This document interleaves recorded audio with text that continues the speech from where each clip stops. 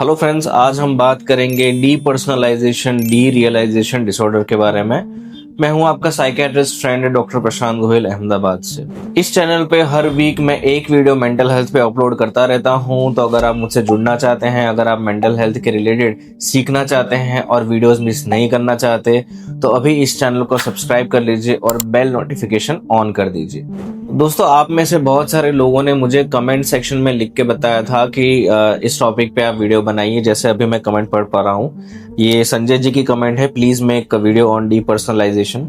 आशीष जी की कमेंट है कि sir, depersonalization derealization disorder क्या होता है। एक एनोनिमस कमेंट भी आया है जिन्होंने अपने सिम्टम को डिस्क्राइब किया है। उन्होंने लिखा है कि डॉक्टर साहब, कभी कभी मेरे साथ क्या होता है कि मैं अपनी बॉडी से बिल्कुल डिटैच फील करती हूँ। मुझे लगता है कि मेरी बॉडी एग्जिस्ट ही नहीं करती। मैं जैसे कोई अननोन इंसान हूँ। मैं किसी थर्ड पर्सन की तरह खुद की बॉडी को देख पा रही हूँ। मैं अपनी बॉडी में वापस जाना चाहती हूँ, लेकिन वो मेरे कंट्रोल में नहीं है। मैं बहुत रेस्टलेस हो जाती हूँ। फिर कुछ टाइम के बाद मुझे लगता है कि हाँ, अभी मेरी बॉडी पे मेरा कंट्रोल आ गया है। तो थोड़े बहुत सिम्टम्स आप समझ ही गए होंगे। डीपर्सनलाइजेशन की सबसे पहले बात करते हैं। तो डीपर्सनलाइजेशन जो है वो एक सिम्टम भी हो सकता है, ये एक इंडिविजुअल डिसऑर्डर भी हो सकता है।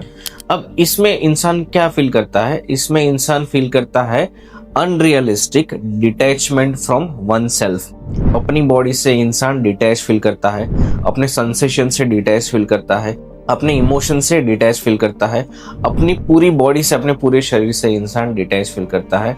उसको ये लगता है कि उसकी आत्मा का उसके शरीर के साथ कनेक्शन टूट चुका है, खत्म हो चुका है। कभी कभी तो इंसान को ये भी लगता है कि कहीं वो मर तो नहीं गया। बिकॉज इसमें होता क्या है कि वो ऐसा फील करता है कि वो अपने शरीर से अलग हो गया है और अपने शरीर को वो एज अ थर्ड पर्सन, किसी तीसरे इंसान के जैसे अपनी बॉडी को वो बाहर से देख रहा है। तो अगर मेरी बॉडी में कुछ हो रहा है, कुछ मैं एक्टिविटी कर रहा हूँ, तो मुझे ये फील होगा कि मैं एज अ थर्ड पर्सन खुद को देख पा रहा हूँ कि ये क्या बोल रहा है, ये क्या सोच रहा है, ये अभी क्या एक्टिविटी कर रहा है।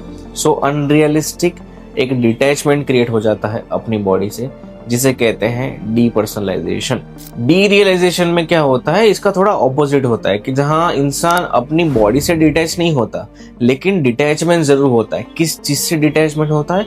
उसके सराउंडिंग से वो डिटैच फील करता है। उसे ये लगता है कि मैं अपनी बॉडी में ही हूँ, मेरा बॉडी के साथ जो कनेक्शन है वो अभी भी एस्टेब्लिश तो है ही, मैं अपनी बॉडी को कंट्रोल तो कर पा रहा हूँ, लेकिन जो मेरे आसपास की चीजें हैं वो चेंज हो रही हैं। मेरा सराउंडिंग्स चेंज हो रहा है, आसपास के जो एरिया जो है वो चेंज हो रहे हैं, लोग जो है वो चेंज हो रहे हैं। इंसान को ऐसा लगेगा कि अगर जैसे मैं अभी ऑफिस में बैठा हूं, तो मुझे शायद लगे कि ये ऑफिस नहीं है, मैं कोई पहाड़ों पे चला गया हूं, या फिर मैं कोई ट्रैफिक में फंस गया हूं, या फिर मैं किसी पार्टी में हूं अभी के लिए, है ना।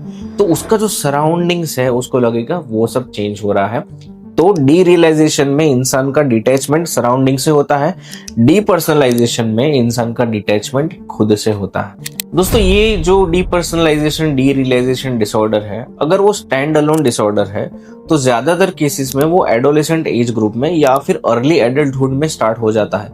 ऐसा बहुत कम देखने को मिलता है कि किसी 40 या 50 साल के इंसान को ये डिसऑर्डर आ गया हो, क्योंकि ये जो बीमारी है उस एज में अगर आएगी तो कोई ना कोई रीजन की वजह से आएगी, किसी और थर्ड रीजन की वजह से आएगी, ना कि स्टैंड अलोन बीमारी।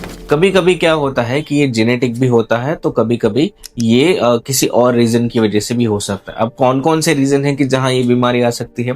तो जो रीजन हम मेनली यहाँ पे देखते हैं एज अ साइकियाट्रिस्ट, तो बहुत सारे रीजन है।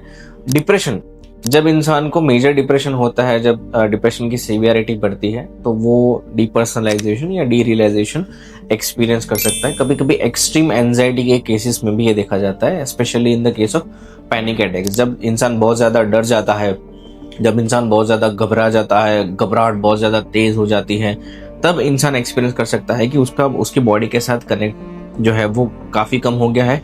फिजिकली और इमोशनली नंब इंसान उस टाइम पे फील कर सकता है, तो वो डीपर्सनलाइजेशन वाली एक फीलिंग दे सकता है। कभी स्लीप डिप्राइवेशन, जिन लोगों को इंसोम्निया की तकलीफ होती है, तो उन लोगों को भी ये डीपर्सनलाइजेशन डी रियलाइजेशन एक्सपीरियंस हो सकता है।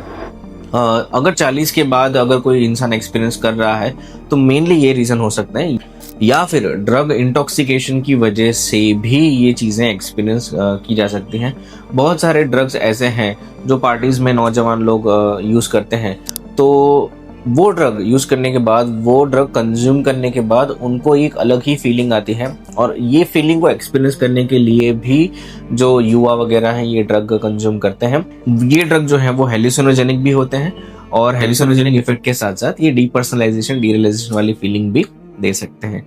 तो ड्रग इंटॉक्सिकेशन में भी हो सकता है, कभी कभी ड्रग विड्रॉल में भी होता है। अगर आप कोई मेडिसिन बहुत लंबे टाइम से ले रहे हो और एकदम से आप दवाइयां बंद कर देते हो तो उसके विड्रॉल सिम्टम्स आ सकते हैं, और उसके विड्रॉल सिम्टम्स में से एक सिम्टम ये हो सकता है इधर डीपर्सनलाइजेशन और डीरियलाइजेशन।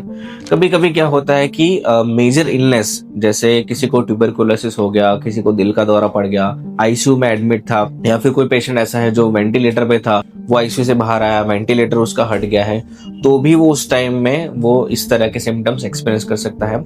अल्कोहल विड्रॉल वाले केसेस जो होते हैं ये भी एक्सपीरियंस करते हैं ऐसे सिम्टम्स कि जहां वो अल्कोहल पे डिपेंडेंट थे, बहुत टाइम तक वो कंज्यूम किया, अब एकदम से 2-3 दिन उन्होंने शराब नहीं पी तो उसके विड्रॉल सिम्टम्स आ रहे हैं, तो उसके विड्रॉल इतने ज़्यादा बढ़ जाते हैं कि इस तरीके के सिम्टम्स पेशेंट एक्सपीरियंस कर सकता है, जो डिलीरियम भी कहा जाता है। तो डिलीरियम का पार्ट ये डीपर्सनलाइजेशन, डीरियलाइजेशन हो सकता है। कभी कभी कुछ इंसान को ब्रेन इंजरी होती है, ब्रेन ट्यूमर होता है, या एपिलेप्सी होती है, तो ये जो सारे कॉजेज हैं, जैसे किसी को सिर पे चोट लग गई, बहुत गहरी चोट लग गई, ट्रॉमा हो गया और दिमाग का ऑपरेशन करना पड़ा, तो भी ये सिम्टम्स आ सकते हैं। जिन लोगों को दौरे पड़ते हैं, मिर्गी के दौरे पड़ते हैं जिसे एपिलेप्सी कहते हैं, तो उन लोगों को दौरा स्टार्ट होने से बिल्कुल पहले, कुछ वक्त पहले, कुछ सेकंड पहले या कुछ मिनट पहले पता लग जाता है कि हाँ अभी उनको दौरा पड़ने वाला है या अभी सीजर जो है वो आने वाला है। तो उस मोमेंट पे भी वो ये सिम्टम्स जो है वो एक्सपीरियंस कर सकते हैं। तो ये थे कॉजेज डीपर्सनलाइजेशन, डीरियलाइजेशन के। अब जानते हैं कि इसको ठीक कैसे किया जाए। तो इसको ठीक करने के लिए आपको उसके अंडरलाइन कॉज को आइडेंटिफाई करना पड़ेगा। जैसे एक्सट्रीम इंसोम्निया, बहुत दिन से इंसान सोया नहीं है, तो उसको अच्छी नींद मिलना स्टार्ट हो जाएगी, तो इसके सिम्टम्स जो है वो सबसाइड हो जाएंगे। किसी को ब्रेन इंजरी है तो धीरे धीरे जैसे ब्रेन हील होगा, ट्रीटमेंट स्टार्ट होगी, तो ये सिम्टम कम हो जाएंगे। किसी को दवाई का विड्रॉल है तो दवाई आप रेगुलर उसको दोगे और सिम्टम्स जो है कम हो जाएंगे। किसी को अल्कोहल का विड्रॉल है तो अल्कोहल विड्रॉल की ट्रीटमेंट करोगे तो सिम्टम्स कम हो जाएंगे। कुछ केसेस में कि जहाँ स्टैंड अलोन ये बीमारी होती है तो वहाँ हमें एक्स्ट्रा मेडिसिन इस चीज़ की ऐड करनी पड़ती है। वैसे FDA से अभी इस डिसऑर्डर के लिए अप्रूवल नहीं मिला है कि हाँ ये जो ड्रग है ये डीपर्सनलाइजेशन, डीरियलाइजेशन डिसऑर्डर में ड्रग ऑफ चॉइस है, इसी दवाई को आप लिखें। तो ऐसा कोई FDA से अप्रूवल अभी तक आया नहीं है, लेकिन जो साइकियाट्रिस्ट हैं वो अपने अपने तरीके से ट्रीटमेंट करते हैं, और ज़्यादातर साइकियाट्रिस्ट जो है वो SSRI जो दवाई होती है, सिलेक्टिव सेरोटोनिन रिएप्टेक इनहिबिटर, इस ग्रुप की दवाइयों को रिकमेंड करते हैं। इसमें सर्ट्रालिन भी हो सकता है, इसमें फ्लोक्सेटिन भी हो सकता है, इसमें एसिटालोप्राम भी दे सकते हैं। कुछ केसेस में जो लेमोट्रिजिन ड्रग है, जो मूड स्टेबिलाइजर भी होती है, एंटी कन्वर्जेंट प्रॉपर्टी भी है उसकी, तो ये भी यूजफुल होती है। कुछ केसेस में बेंजोडाइजेपिन जैसे कि लोराज़ेपम, क्लोनाज़ेपम, ये दवाइयाँ भी काफ़ी हेल्पफुल हो सकती हैं। तो अगर इंडिविजुअल इलनेस है तो उस हिसाब से ट्रीट करो। अगर ये सिम्टम्स किसी और डिसऑर्डर की वजह से आ रहे हैं तो उस डिसऑर्डर को ट्रीट करो, तो सिम्टम ऑटोमेटिकली चले जाएंगे। तो ये था वीडियो डीपर्सनलाइजेशन, डीरियलाइजेशन डिसऑर्डर पे। अगर आपका कोई क्वेश्चन है तो आप कमेंट सेक्शन में लिख के मुझसे पूछ सकते हैं। वीडियो पसंद आया हो तो लाइक कर दीजिए, चैनल को सब्सक्राइब कर दीजिए। हम मिलते हैं अगले वीडियो में, तब तक के लिए take care of your mental health.